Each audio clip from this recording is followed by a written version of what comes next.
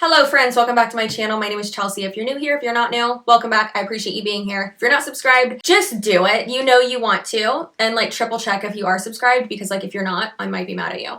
Feel free to follow me on Instagram. My Instagram is at CCsuarez. If you would like to watch any of my other anti-MLM content, educational commentary content, it'll be linked up there. As always, I will have all of my sources and all that links down below. And just a quick disclaimer before we get into this. This is not an attack on any MLM in general. This is not an attack on the people in this video. I am able to use this video due to the Fair Use Act. This video was also posted publicly by the person in the video and then also on social media by multiple people as well. I will be blurring her face for privacy purposes because I'm just so nice, but also I technically don't have to because she's not a quote private citizen. She does live her life extremely publicly on the internet. I don't have to, but I'm going to. Either way, I'm within YouTube guidelines. I'm within the law. So therefore, don't try me. I make these videos in order to educate people in the misinformation, lies, the harm, the cult tactics, the bullshit that is spread by multi-level marketing companies.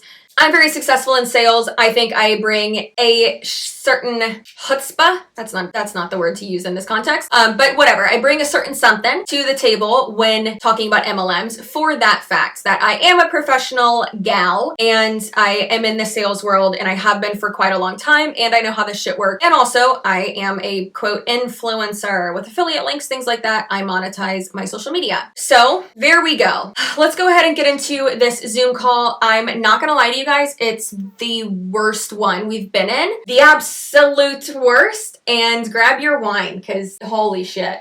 Get ready. Like, oh my God. To ask because trust me, whatever you're going through, I went through it. You know, in January of 2019, I actually lost 3,000 people from my downline. 3,000, literally. I lost my director rank. And then I hit it again, and then I lost it again. And it was like, wow, like rebuilding season. And we came back stronger than ever. And actually that April I hit ED, and then August I hit SED. So, and then the following May I hit MDC. So she said that she lost her rank twice because 3,000 people below her quit. But you're in control of your own paycheck. You're your own boss. We've said it so many times. You are not in control of your own paycheck. Your downline is in control of your paycheck. 50, 100 years, a lot of people already know about them, right? But a company like Monat, when I joined, we were 3.5 years in. It was like, what? I had never even heard of Monat, right? So it checked the boxes, you know, the fact that we're vegan, that we're cruelty free. And those are things that I know you guys in the UK have amazing laws and regulations when it comes to, you know, products and stuff like that. But here in America, I know you guys say America, not the US. I know that from all my friends over in the UK. But here in America, you know, we don't have those rules. The FDA here is like basically a joke, right? So the fact that we were selling a product or able to sell a product that went by your standards was a really, really big deal, right? So I was like, man, like this is it. I'm going to join. And I already, like I was saying before, I didn't join because I was hungry or I needed to put food on my table. I had a pretty decent job. I used to work for a Fortune 500 company. I used to make over $150,000 a year, right? That's a pretty decent income for somebody who was... I'm sorry, the FDA is a joke? Girl, what?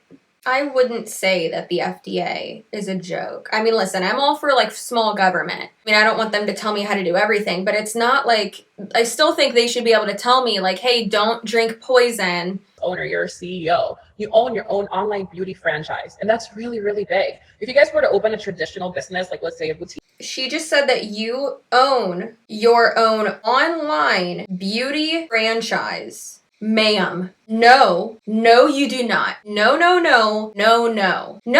Because if you own a franchise, you own a part of that company. Not only that, but you get to set your own prices. You get to set your own promotions. Like, for instance, I work for a corporate company. We have franchise owners. If a client that I'm speaking to is closer to one of our franchise locations instead of one of our corporate locations, I can't even do anything with them. I have to just send them over there to the franchise franchise location. I can't tell them anything about like our deals, anything like that, because franchise does everything on their own. That's it. Like they're on their own. They're under different management. I can't help them at all. Like they own their own business. They set all the prices. They do whatever the hell they want. And that's it. They literally bought a piece of the business from us and now they're on their own. When you are an independent contracted employee, a 1099 distributor for an MLM, in this case Monat, you do not own a business. You are not a business owner in any way. You're self-employed, sure, because you're a 1099 employee. You do not own a part of Monat at all. Does not matter what they ever tell you. You do not. You are not a franchise owner. Like, the fuck is she talking about? The fact that one of the highest people in the company, in the MLM side of the company, is saying this is so disturbing. So disturbing. Jesus.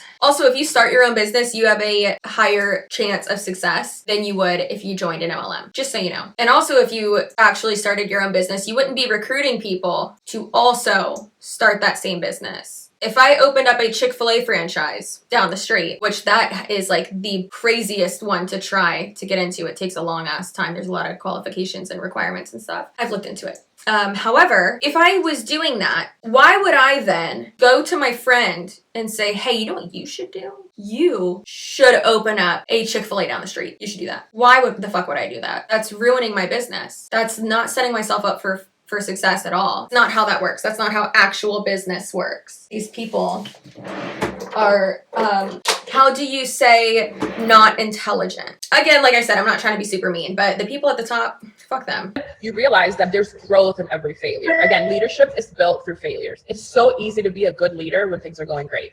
When everybody's selling, when everybody is, joining, when you're doing all these events, when, oh my God, look at this and look at that. And like, this sale was too hot. That's great. Everybody can be a leader through that.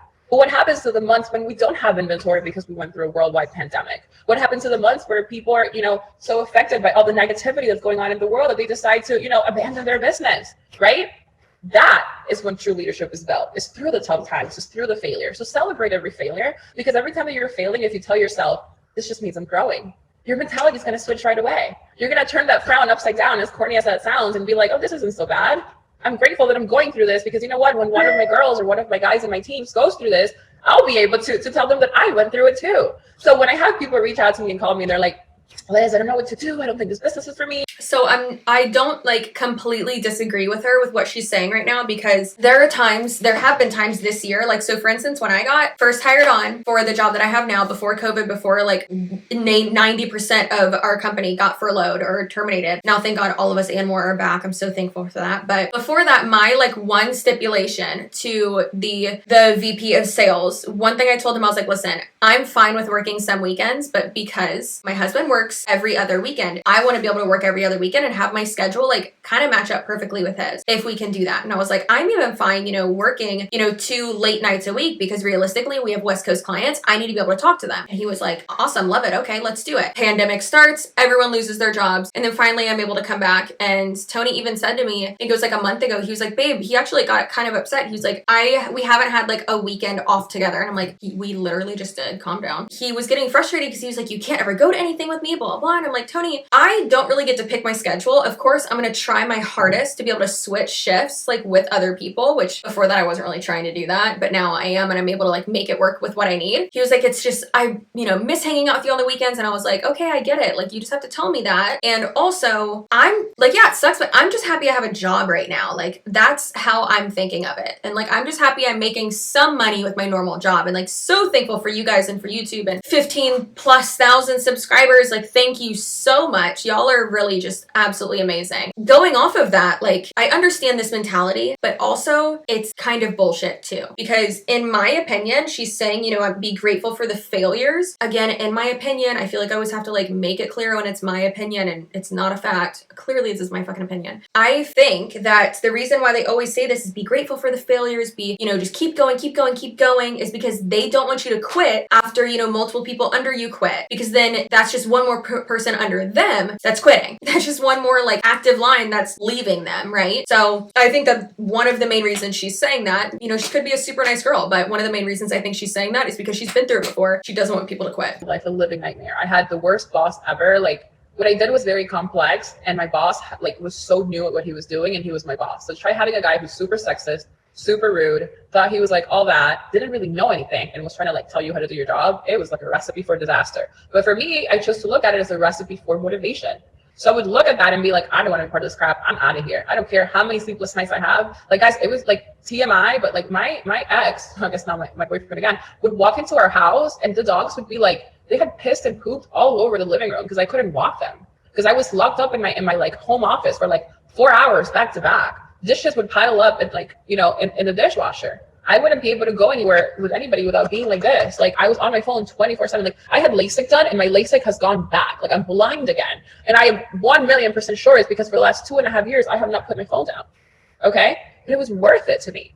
Oh no, you heard that right. You heard it right. I feel like we should just let that sink in. No, I'm not insinuating. I'm not making assumptions.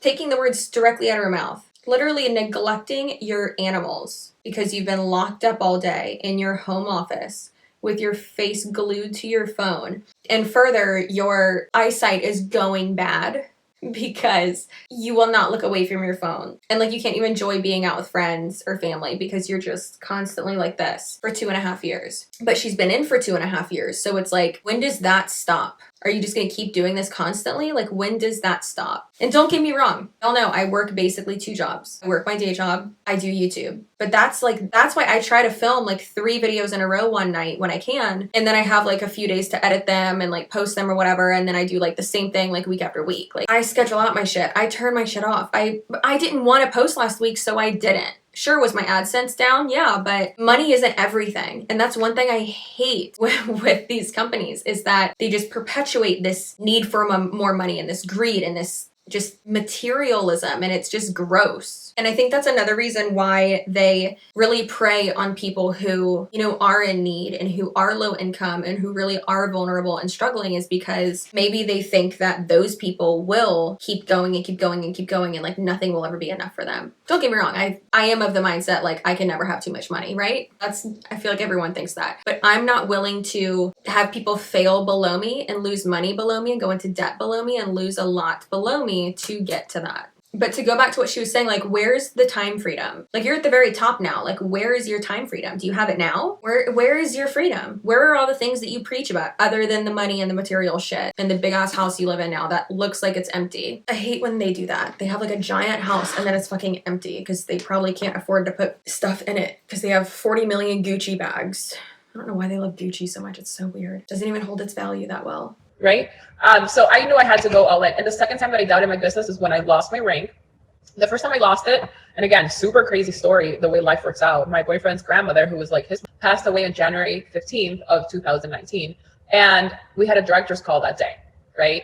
And I won't even get into what happened. It was just something stupid that happened that caused a lot of turmoil within you know, the company. And I remember being in a corner on the phone listening to the director's call and hearing like, we're not going to do commissions for 6 more weeks because there was fraud committed. I don't want to get into whatever it was, but like I lost my rank and I'm sitting here hearing this, and over there, like 3 feet away from me, they're literally removing the breathing tube from like her. She's passing away. So I could not be in a more awkward position because I have to be there for him, but then I have to turn around and tell my team that they're not going to get paid for 6 weeks because guess what? Like, are there words? I don't think there are. Listen, I'm never someone to get speechless. I always got some shit to say, but God damn. She said his grandma was basically someone who raised him. So I'm not sure if y'all have, you know, a grandparent like that too. I know I did. My Nana and Papa basically like raised me and my siblings, along with my parents, obviously. But I feel like my Nana and Papa were like always there, even though they like didn't live like super close to us. I mean, they kind of did, but like not really. They were like always there. And my dad was like working a lot and like on trips a lot. And my mom was 4 kids. So obviously like they needed to help out. So they're like always there. And my mom was really close to their parents. And so were we. Like they're my everything. And same with Tony's grandma. She basically helped raise him too. He would usually, when he was in college, he would usually take like 1 day a week or like one lunch a week with her, and he would like pick her up and take her somewhere to go get lunch, and he was like really close to her too. When both of them both of our sets of grandparents, he has one left, thank goodness, but when both of our sets of grandparents passed, and we like were there like both times, so like we were there when like his grandmother like passed away in the hospital and like was like dead, and then same with my grandmother too, like they pulled out the the breathing tube for my grandmother, and her like leg twitched, which that can happen after you're like already dead. Her leg twitched and my sister turns around and she goes, oh my God, her leg twitched, she's still alive. And I was like, Carly, no, it's not. Oh God. Oh, Carly. For being a very intelligent woman, sometimes she's so stupid. I love her so much. Carly, if you're watching this, shut up.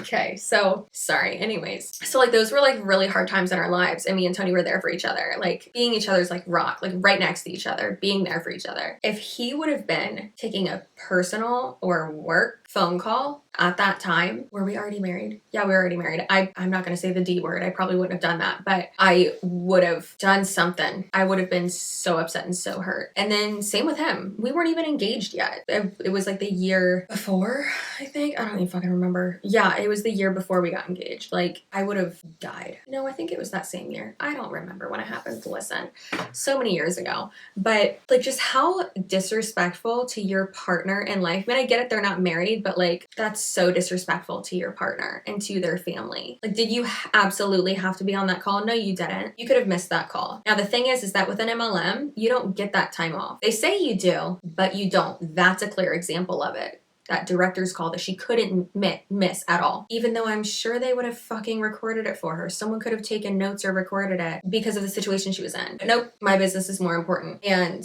if you're with the 9-to-5 job or a normal corporate job or any job that they love to hate on so much, you get bereavement days, you get PTO days. Like, that's normal. You get those days to take to yourself where you are still paid, but you're not working.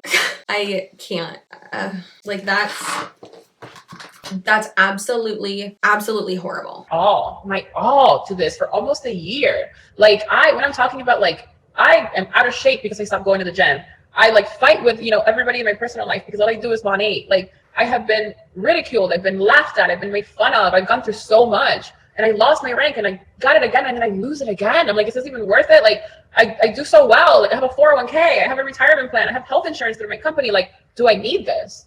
My boyfriend was like, yeah, if you did it, you can do it again.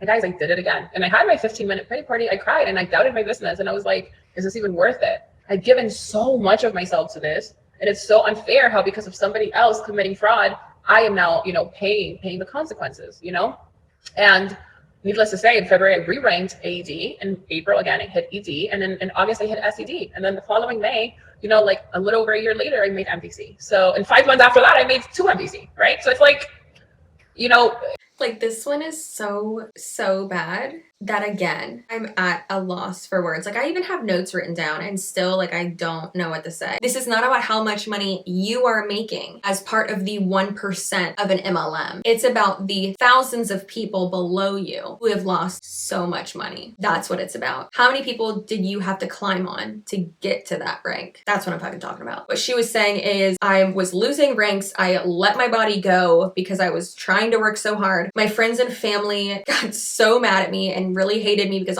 all I talked about was Monat and this is all I did. And she just kept going on and on and on. And it's like, and she asks, is it worth it? That's a great question. Is the $100,000 you're gonna make worth it for your family not to want to spend time with you, for you to let your health and your mental health go, for you to lose almost all of your friends? I'm sorry, but I would not lose my best friend Des for $100,000. I would not lose her for $1 billion. No, listen, I could like build a robot Des for $1 billion, but no, I would not lose her, like trade her for $1 billion.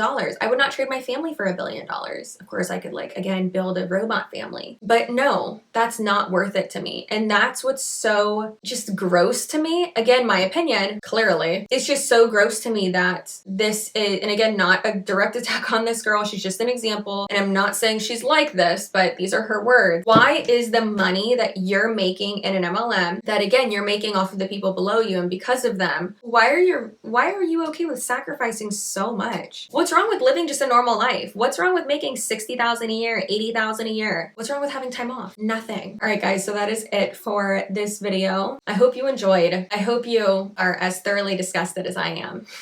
I'm just kidding. I think it's crazy and it was super cringy and I don't like it. And I think that is a very good example of, someone at the top that is really blinded because of money. And I think it's very interesting to, hear her her say all of these failures and hear her explain all of these red flags, yet she doesn't see it because of the money. And that happens a lot to people. You know, some people won't walk away from it even though they know it's wrong. I was talking to someone today. She's at literally like the tippy top of Rodan and Fields, and she was like, I can't. And she's so sweet, and I literally love her. But I was talking to her about it, and she's like, I know it's wrong. I watch your channel. I watch a bunch of other ones too. She's like, I'm not recruiting any more people. I'm just gonna now sell and like keep my existing clients. But she's at the top. She has the car. Like we talked a bunch, and she's like, but after she's like, once that stops, she's like, I'm done. She's like, I can't do it anymore. She's like, but for right now, the money's way too good to walk away from. And I get that. Like I definitely get it, but that sucks for the people below you. So I hope y'all enjoyed this video. Send me all of the cringe content. I definitely appreciate it. Again, this video was sent to me. It's posted publicly on YouTube. Therefore, I'm able to react to it and it cannot be taken down. So don't request for my video to be taken down. Thanks. Yeah, so like, subscribe, comment, share. Be sure to share my videos, and I will see you in my next one.